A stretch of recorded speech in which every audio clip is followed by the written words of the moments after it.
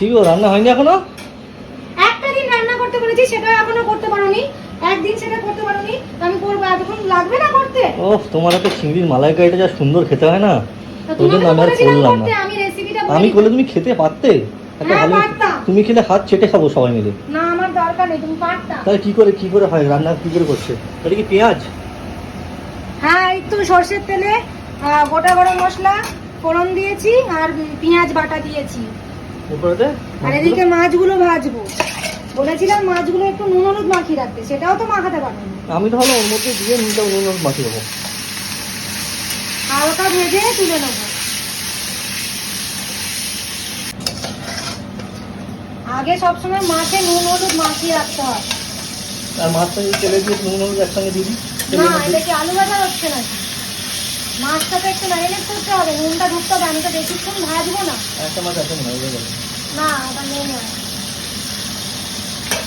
যাই হালকা ভেজে তুলে নেবো তেলের মধ্যে দেখো নাড়িয়ে। তোমার মতো মাছগুলো লজ্জায় লাল হয়ে যাচ্ছে। বাবা কি রাগে রাগে মুখ নিয়ে করছে রান্না। দিয়ে দেবো এই যে টমেটো কেটে রেখেছি, এইটা। আচ্ছা, আমি তোমার কিন্তু হেলদি ফ্যান, সেটা তোমাকে বলতে হবে। সমস্ত বাটা বুটি এগুলো তো করে রেখেছি। হ্যাঁ, সে করে রেখেছো। টমেটো বাটাটা ভালো হয়নি, আর একটু করতে হবে।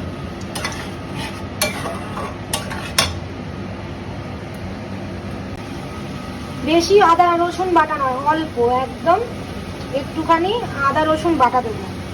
আমি পেস্টই ইউজ করি এইসব ছোটোখাটো রান্নাতে। মাংসতে শুধু আমি বাটা নিজে বেটে। আর দেবো হলুদ,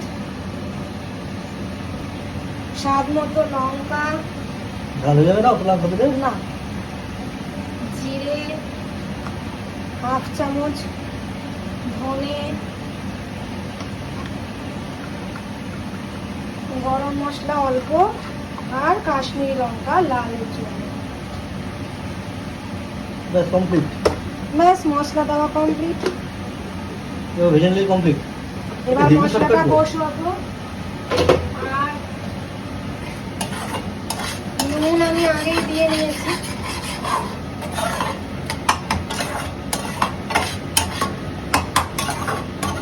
গরম জল দিয়ে দিই। মশলাটা শুকিয়ে গেছে।